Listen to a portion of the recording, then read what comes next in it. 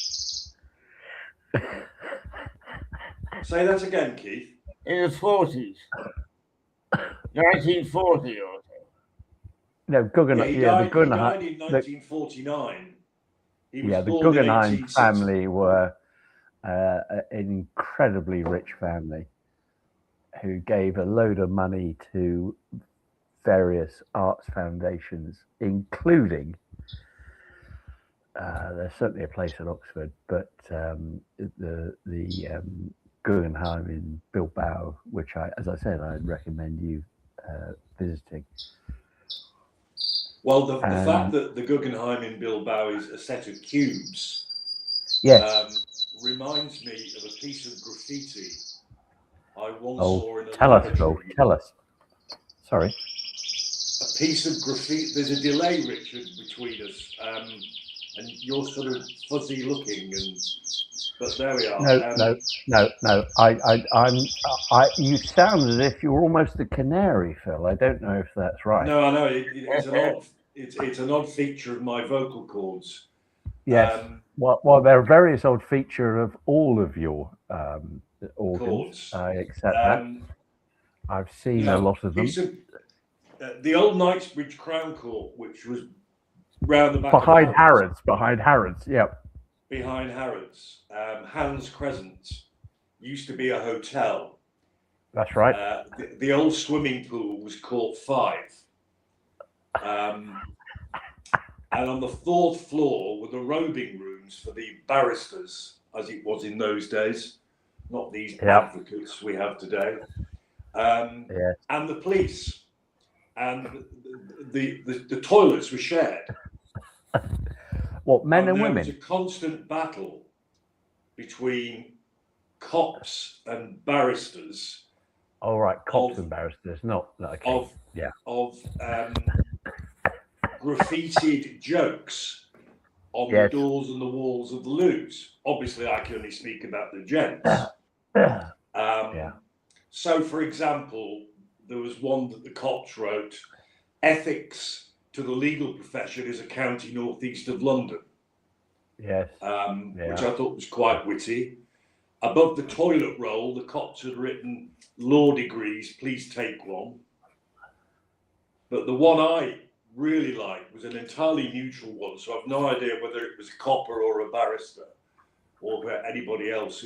It was two cubes drawn on the wall, under which was written, "Balls to Picasso."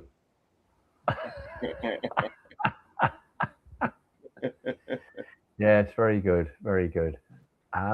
True, haven't made it up. No, well, you would never make things up, Phil. No, I haven't got the imagination. You certainly don't have that. I need a precedent for everything I say and do, Richard. Of course you do. You need a President Trump for everything you say and do. Oh God, did you have to mention him? Yeah. I did hear on the radio this morning, for all it's worth, just trying to drag things back to the legal world, which I think we are contractually obliged to do for Keith. Otherwise, he won't pay us our modest amount of money that he then takes back from us. The case of Simon Levy, who one of his old victims has just been making a big fuss about how he was able to do it again. Yeah, and he was convicted this week, wasn't he, of 2 murders? Well, he'd been convicted, I think, earlier this week, and then was sentenced yesterday to a full life term. A whole life term, yeah. Yeah. Just tell us, what does that mean? It means you literally stay in prison for the rest of your life. You have no chance of parole. You can't apply for parole, and so it's literally for the rest of your life.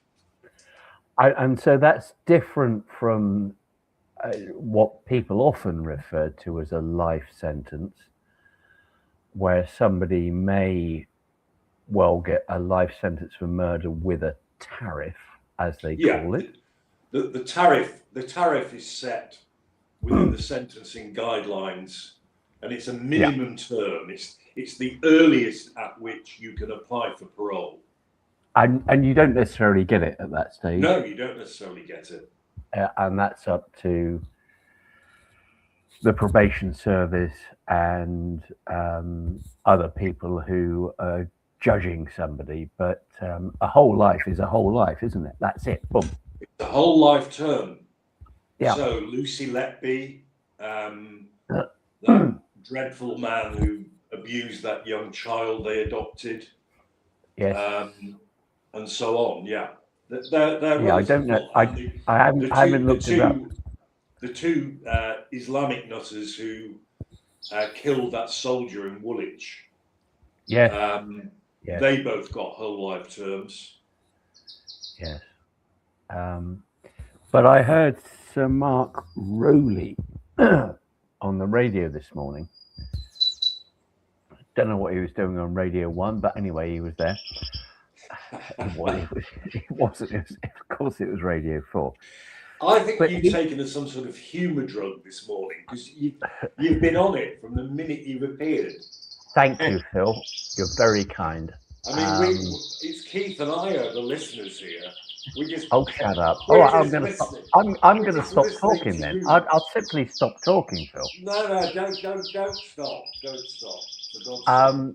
But he was being asked questions by whatever his name is, Nick Diddley Doodah on Radio 4. And he did all the things that he had to do, quite rightly, apologising about the upset caused to the victims and where they have died, the victims' families. He had to do that. Of course he had to do that. But then towards the end of the interview, and it's worth listening to if you wanted to listen to it on the Today programme, he he bit back, not in a bad way. He simply said, "We, the police," because he's the senior police officer in the country, isn't he, Phil? He is. He's the head of the Met Police, and if it hits the fan, it hits him before anybody else. And he said quite rightly, I think, we get all of this. We can take all of this, the police, but the CPS and the court system don't. And I think that's wrong, effectively, is what he was saying. And I think I agree with him entirely on that. I've got a family lawyer who is not only a friend of mine, but occasionally eats the meals that I cook for her. And she was telling me about a case that she's doing. So they're parallel family and crime proceedings. And was asking me, how has it taken this long? Because it is quite a serious case. How's it taken this long for this to get to the family court? And I had to say, well, that's what happens. And you know that, Phil. And I know that. And I think it is a disgrace that I don't blame the CPS, but they just have too much work, don't they? They do have too much work. The court system is inadequate. Yes. COVID actually almost put it to death, really. Yes. The delays are horrendous. Just to keep things going, they've reopened the so-called Nightingale courts. They have, I know, but I'm not quite sure where. I'm not sure where that's going to take them. I'll be honest with you. No, well, hardly anywhere, because no. An actual living example is my local court in Chichester, which you and I know was a working, fully fledged Crown Court. Yes, that's right. Yeah. And then they closed it. Yes. and they ripped everything out. And then COVID hit, and the Nightingale courts were required. They weren't official Crown courts. They were named after Florence Nightingale. Yes. And so they reopened Chichester at massive expense, had to reinstall everything. Yeah. They had to refurbish the cells because they couldn't take custody prisoners. That's right. Sorry, that's a tautology. They couldn't take custodies. Yep. And it's now basically an overflow court for Guildford.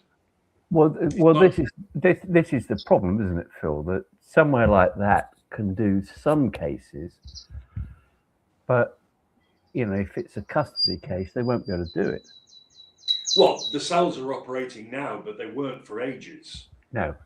The now retired resident judge at Lewes, under which Chichester became part of the umbrella, she used to complain bitterly and openly about how there were no cells at Chichester. Sorry, you remind me of a story, which is I may have told Keith this already, but it's worth a listen. I prosecuted a chap in Hove for lots of filthy, dirty kiddie porn. I'm not going to tell you all about that. Keith, don't laugh at kiddie porn, please. I do worry I worry about that fellow. I tell you. Look at his hat. I mean, yes, exactly. Yes. He's obviously a pedo. I mean, he's a wrong 'un. He's a wrong 'un. There's no question. Absolutely. And the worst of baddest eggs. Yeah. Sorry, I said I was in Brighton, and I was sitting outside the court there. And as you know, there's not a lot of space on that top floor in Hove. Sorry, in Brighton. And he came up and he had at least 2 older female relatives, which I thought was a bit unwise of him, given what he was about to plead to, which was all of this bump stuff. And so I wasn't going to move. And they started talking, and these 2 older women were saying, "Oh, it's terrible, isn't it? Because we thought we were going to be in Lewes, and now we're in Brighton. I don't know what's going on." And he said to them, beautifully, he said, "Don't worry," he said, "because that means that I'm not going to prison." They said, "Really?" And he said, "Yeah." He said, "Because if I was going to go to prison, I would have been listed at Lewes Crown Court, because there is a tunnel underneath the court that goes all the way to Lewes Prison." Brilliant. So you don't have to actually come out at all. And they said, "Oh, that's great, isn't it?" And I thought, no. I take it he was in prison, wasn't he? He was in prison. And I of course I couldn't speak to him, but I did think, if there was such a bloody tunnel, I'd gladly use it when it's raining to get from my house to Lewes Crown Court, because it's a fair old distance down. Well, there is a prison in the UK with a tunnel. Of course there is. To a courthouse. Yeah, but that's in southeast. Yeah, southeast London, and it's not used because it's always flooded. Yeah, hence Belmarsh. So they, yeah, Keith, this is true. They created this tunnel because Belmarsh was meant to be, the Woolwich Crown Court was meant to be the top security court. Exactly that. At that time, and Belmarsh Prison, as I know directly, has a very, very secure Category A unit, which is a prison within a prison. Yes, it is. So they built the tunnel, but they forgot the name of where they were working, which is Belmarsh. And it's just as damp. You know, you can, if you walk around the area, you just find yourself squelching because you're right on the Thames embankment there, aren't you? Absolutely. Anyway, that's just a little aside. No, Another aside is long before you joined Westgate, Richard, when you were at King's Bench Walk, when I was just a child. when you were a mere tot. Yes, I remember it. Our clerks,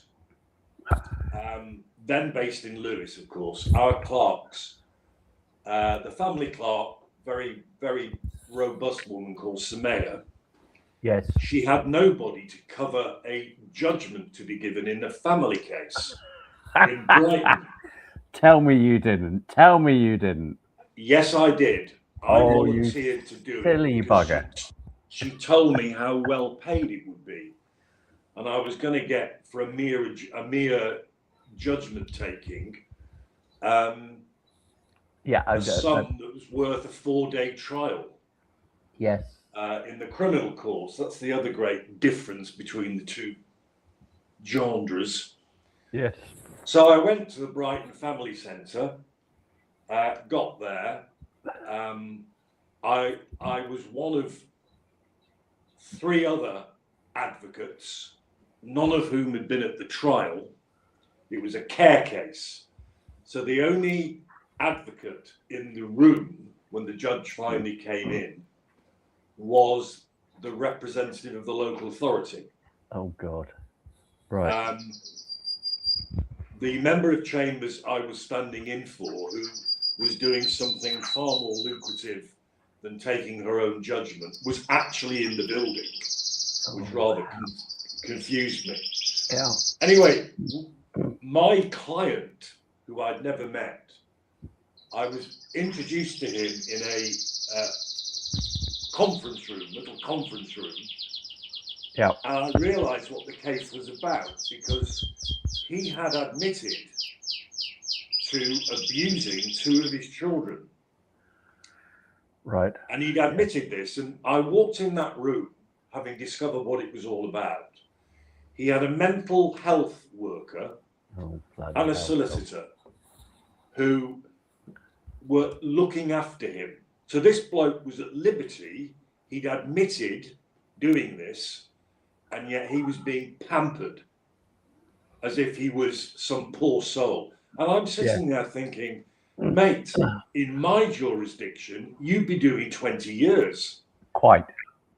You wouldn't be sitting in this bloody room being pampered by a mental health worker and being represented by state money, state funds. You'd be doing 20 years. I couldn't believe it. No. And then, forget him, we go into court, and the judge comes in, and instead of giving a judgment, she says, I can't make up my mind. I can't make up my mind. I need further submissions from counsel. And there was only one advocate there. That was you. She was the local authority lady who had the first idea what the case was about. No. It's one of the few times that I could have fallen off my seat with fear. No, quite. I can understand. To her credit, this lady said, Your Honour, you probably don't recognise any of these people because none of them were at the trial, because we all thought you were giving a judgment. Oh no, I just can't make it. I just couldn't bloody believe it. Oh, can you imagine any of the Crown Court judges we've known coming up? I just can't make up my mind. I don't know how. I've got a story which I may have told Keith before, because we're in that chatty mode today, aren't we? No, I'm not. All right, I'm going to stop talking then. Don't be a tart. Thank you. When I was a pupil, which, as you both know, and our one viewer and his dog are fully aware of, it means... I think he's switched off now. What, the dog? Of course he is. Yeah. which means that you're in your first year of attempting to be a barrister. And I was lucky enough to be told before the end of my pupillage that they were going to take me on. Perhaps not luckily in retrospect, but anyway, that's what happened. And so all my contemporaries from bar school, which is where you go to before that to do your bar finals, and Phil, you'll confirm that that was the way it was. Probably not for you, but anyway. And I thought, I'm going to take them all out for lunch. There's only 3 or 4 of us, but I thought, I'm going to take them out for lunch. I'm going to say thank you for your support, and I hope you get the same good news that I've had. And we went up to, and I've got to be careful how I say this, Lamb Conduit Street. Lamb Conduit Street, and you went to the Sun and the Moon, did you? Yes. And shortly before that, it's a pub, yeah. It wasn't the Sun, and I didn't have to have a Sun or indeed show my arse. And my then senior clerk had persuaded me, along with other members of Chambers, that what we really wanted was a great big brick mobile telephone, because they were just coming in. So I had this thing on the side next to me. You know, it was enormous. I remember them. And then it rang. Ah! And I thought, and you know, I was a few glasses in. I'll be honest with you. And so I answered it, and it was my senior clerk who said, "Your pupil supervisor, as I should call him now, who went on to become a High Court judge, has been taken ill, and he cannot take the judgment in a case before the president of the family division, the most senior judge in the family court." It's every barrister's nightmare. Could you phone him on this number? And I went, what's going on there? And he was a very elegant fellow, queer as a coot, of course, became a High Court judge. As they do.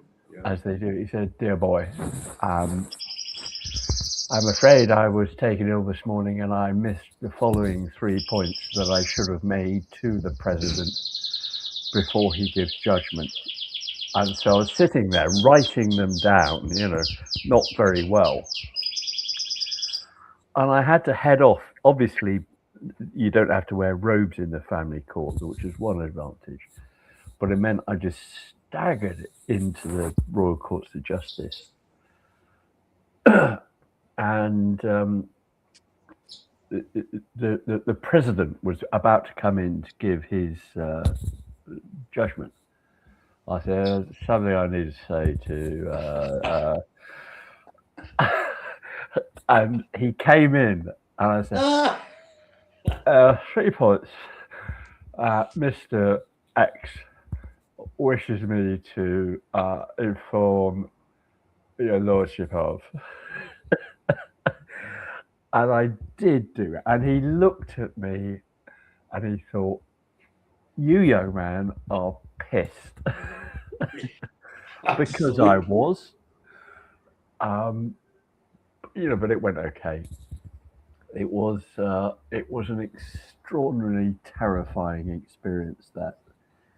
Well, thankfully you were drunk, because because it just went over my head. It would have taken the trauma out of it. Yeah, completely. Yeah, so I just thought, well, I did that okay, didn't I? Did I do that okay? But he did hear me, which was, you know, as you know, Phil, albeit I had rights of audience, because I was in my second 6, as they say. Yeah. A judge might just say, "No, sorry, I'm not going to listen to you because Mr. X has done the case, and I want to hear from him." To which I would have said, "Ah, God, because he ain't here, is he?" It was Phil. You cannot know how. You know the Royal Courts of Justice, of course you do. Yes, I do. Yeah. And I just remember walking across that main lobby. Yeah. As you come in from the Strand. Yeah. I'm thinking, not because of the drink, but because of fear. I thought I might just throw up because it is such a terrifying experience. And it wasn't just any bloody judge. It was as I said, it was the president of the family division. Anyway, there we go. Phil, I don't think we've got time for our subject this morning. You do or you don't think? I don't think so. No. Well, I'm in. You got 15 minutes left. Exactly. So I think we ought to just not immediately, because we've got plenty to talk about, if that's okay with you, Keith. Sure. But we could just leave it as a slight teaser for that dog with the one man, about what it is that we're going to be talking about next week, if that's okay with you. And Phil. Do you mean give them a clue, or not even mention? No. Why would you give anybody a clue what you're going to say? You know, that's like saying, members of the jury, I'm going to hand out a copy of my closing speech. You know, none of us do that, do we? No, I didn't regard it as being that unacceptable. I thought you meant give them a clue, and then we do it in full next week. That's all. Oh no, we will do. Tell me, Phil, what was the? You are, as we know, because you repeatedly tell us that you are the retired barrister. Yes. What do you consider to be your best closing speech to a jury? And I'm sorry, I'm landing that on you. My best speech, and I know it because I was complimented upon it by a very old colleague of yours with whom I'd fallen out badly. I know, Phil, if you've got it in writing there, we don't want to hear it. But anyway, you carry on. No. No, it comes immediately to mind. It was a retrial of an alleged murder by arson. The arsonist in the caravan and that sort of thing. In the caravan. Yep. And I was prosecuted both times by your ex-colleague, yes. Well, I'm a good friend of yours, and we didn't get on at all. You were two northern fellas who didn't get on very well, weren't you? It was a horrible atmosphere in the robing room and in the courtroom. Phil, I told you not to have the curry the night before. Judge Brown did his best to keep the peace. Yes, as he would do. Sadly failed. So anyway, the bloke was acquitted. But to his great credit, your ex-colleague and friend said to me after the closing speech, he said, "That's one of the best speeches I've ever heard, Philip."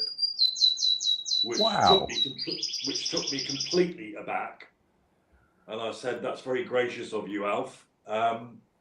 Yeah, you haven't told us his name then, that's good. But coming from the source it is, that is a genuine compliment, isn't it? Oh no, he meant it.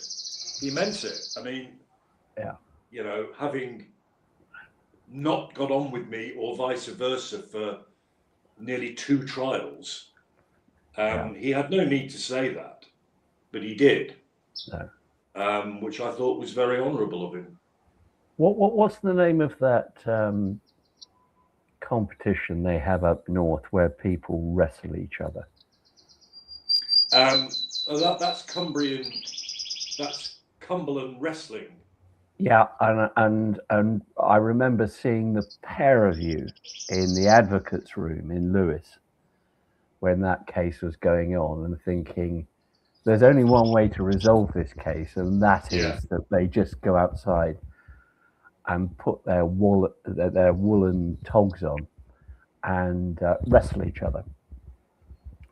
Very much so. A little bit like Women in Love or whatever it is by D.H. Lawrence, you know? But a sort of fatter version of it. Yeah. I wasn't as fat then as I am now, but no, I get the point. Well, you say that, Phil. Yeah. I say a lot of things, Richard. Well, I've learnt if you go on Duolingo, you can actually get to Jasper speak. Casper speak. And I've been learning what he's saying. And I have to say, Phil, he is utterly filthy. Oh, I know that. Yeah. No, if he was a human, he'd be in prison now. Definitely. No. Well, it's just jokes that he tells. Yes. But I don't think we've got time for our major topic, have we, Phil? No, I agree with you. We'll have Sadly. to do that next week, but it will require you. She's on with this theme of this morning because it's very interesting for people like me, a layman. Yeah, well. Well, did he call himself a layman? Yeah, he just nodded off. It's fine. Don't you worry. Yeah. He's been a layman all of his life. Lazy man, perhaps. He was he was in carnal knowledge, you know. Yeah. No. When I was a good teacher, just ceased to be a student, I went up to Scotland to see my maiden aunt, Margaret, the only one of my father's siblings who was still alive. And I knocked on, and she looked after my grandparents, her parents, throughout her life. And she'd never had a sort of, well, I'll tell you about that in a minute, much of her life. But I knocked on the door and she said, "Richard, is that you?" I said, "Yes." She said, "You got a beard?" I said, "Yeah." She said, "You know, that's a sign of a lazy man." Yeah. And then I may have told you this, Phil, before, and I may have told you, Keith, and I'm sorry for being repetitious, deviating, and hesitating. I said to her, look, Aunt Margaret, why don't we go down to the tavern, which was the local sort of pub equivalent, the tavern. I said, "Oh no, Richard, I wouldn't go there. I would know it's not my sort of place at all." And I said, "Well, I'll take you in there. We could just have a drink and then we'll come back." And she said, "Oh well, if you think so, we can do that. Then I'll do it. Then I let you get my coat." And it was about 30 yards away from where she lived. And I thought, gosh, how's she going to cope with this place? And I said, "Look, I think they've got a pool table." And she said, "Oh, okay, well, I'll give that a go then." Yeah. And we went into the pub, and the barman said, "Hello, Maggie."